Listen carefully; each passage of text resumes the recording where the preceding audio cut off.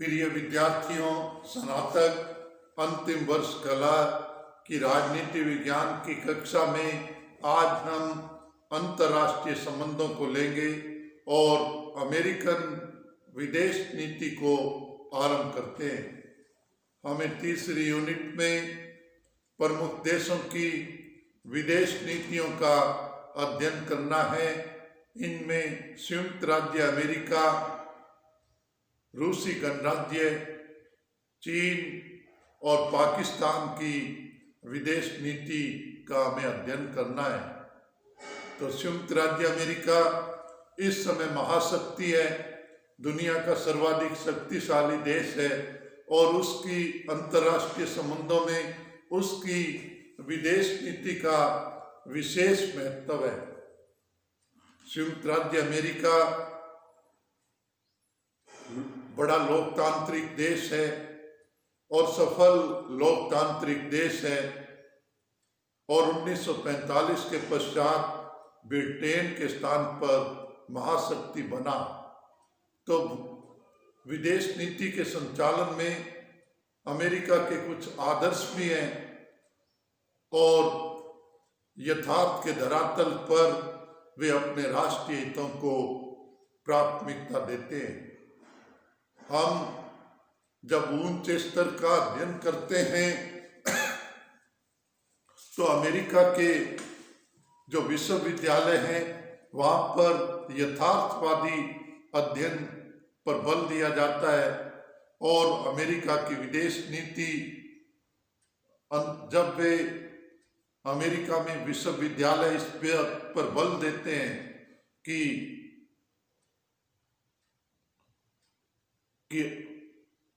काल्पनिक शांति के आदर्शों के स्थान पर महाशक्तियों के सहयोग से, उपस्थित शक्तियों के सहयोग से अधिकतम शांति स्थापना का लक्ष्य रखा जाना चाहिए। व्यक्ति पूर्ण नहीं होता, देश भी पूर्ण नहीं होते।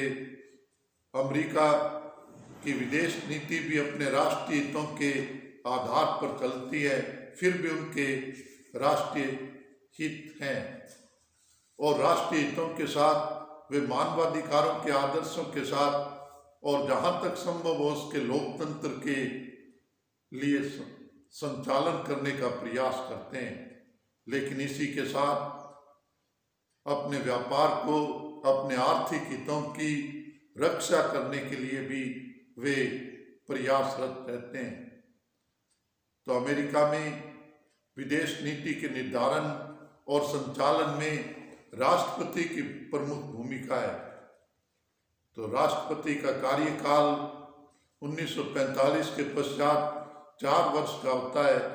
कोई भी राष्ट्रपति अधिकतम 8 वर्ष तक राष्ट्रपति रह सकता है और अमेरिका के इतिहास में बहुत से राष्ट्रपति रहे हैं और जिन्होंने विदेश नीति का संचालन किया। हम 1945 के पश्चात सभी राष्ट्रपतियों की विदेश नीति का अलग अलग अध्ययन करेंगे। जहां अमेरिका की विदेश नीति में कैनेडी का आदर्शवाद है, वहीं अमेरिका की विदेश नीति में परमाणु शक्ति का प्रथम प्रयोग, अमेरिका परमाणु शक्ति के आविष्कार में प्रथम सफलता प्राप्त की और जापान के हिरोशिमा और नागासाकी पर प्रतिबंध स्थापित किया। इसके पश्चात अमेरिका ने, कुछ अन्य देशों ने शक्तियां प्राप्त की। अमेरिका ने उनके साथ एकता स्थापित करते हुए प्रयास करता है कि परमाणु शक्ति नियंत्रित रहे, अधिक हाथों में नहीं जाए। अभी पिछले ट्रंप कार्यकाल में उनका प्रयास था कि ईरान एटम बम नहीं बना पाए। हालांकि प्रयास तो पूर्व के राष्ट्रपति भी करते रहे, लेकिन ट्रंप ने अधिक कठोरता के साथ ईरान को एटम बम बनाने से रोकने का प्रयास किया। भारत को भी रोकने का प्रयास किया था अमेरिका ने, ये विदेश नीति का उनकी प्रमुख पक्ष है। तो इसमें भारत ने भी, भारत के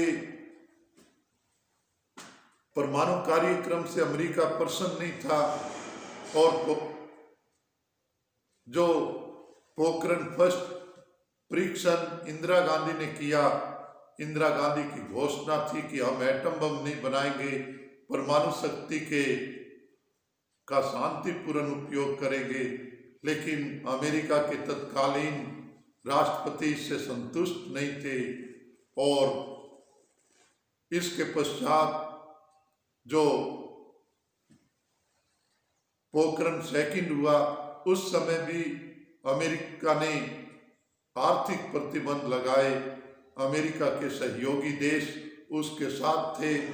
तो अमेरिका की, अगर आप विदेश नीति को समझना चाहते हैं तो परमाणु परिसीमन के प्रयास विदेश नीति का एक प्रमुख पक्ष है, इसको ध्यान रखें। यहाँ तक कि वे पाकिस्तान अमेरिका समर्थक देश रहा है, लेकिन अमेरिका इस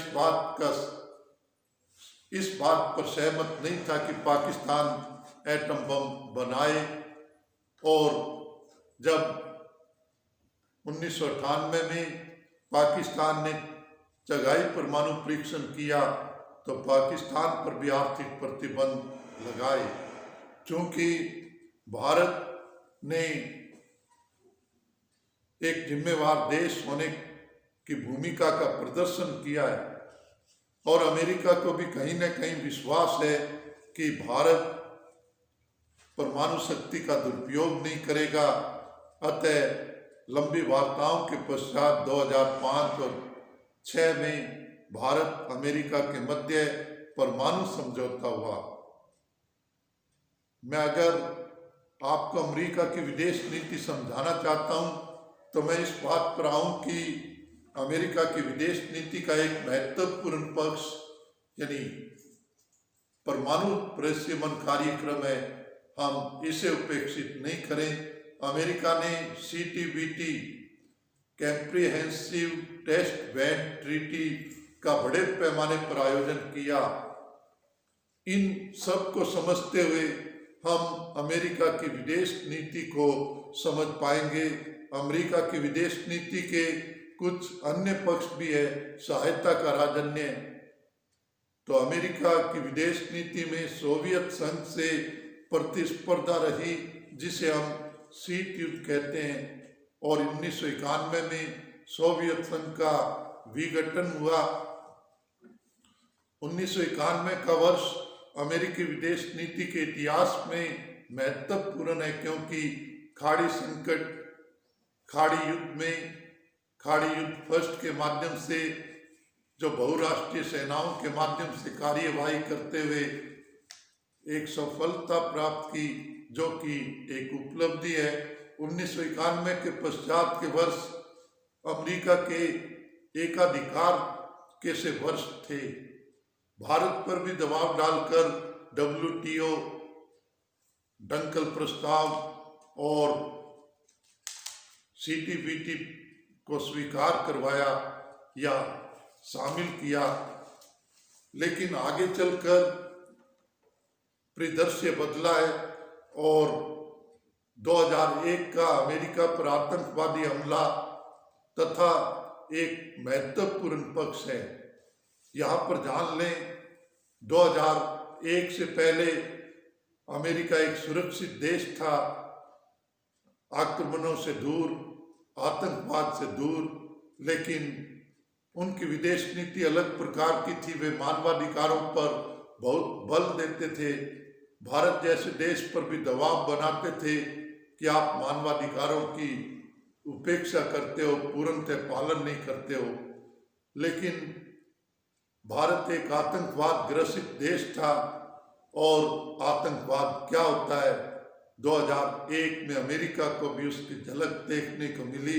न केवल झलक देखी बल्कि अमेरिका की विदेश नीति में बदलाव भी आया।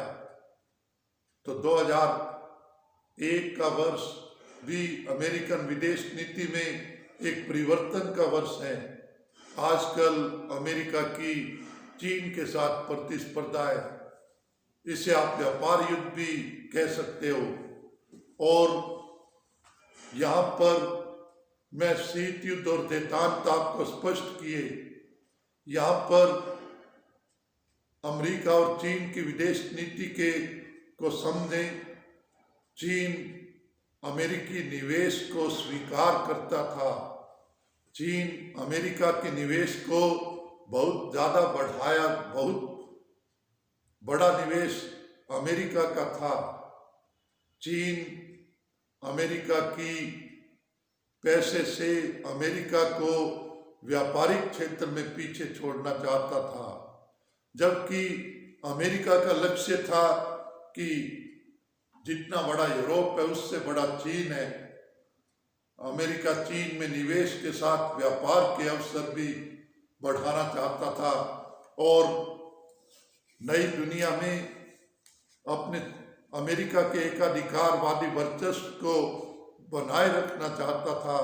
ये दोनों के बीच में व्यापार और सहयोग, इसके साथ साथ प्रतिस्पर्धा भी है। एक देश अमेरिका अपना वैश्विक प्रभुत्व बनाए रखना चाहता है और चीन अमेरिका को पीछे छोड़ना चाहता है, अमेरिका का सहयोग लेकर ही उसको पीछे छोड़ना चाहता है। तो ये अमेरिकन विदेश नीति के कुछ आधुनिकतम पक्ष है। मैं समझता हूँ कि इनको ध्यान में रखते हुए अपने अमेरिका की विदेश नीति को लेंगे। धन्यवाद।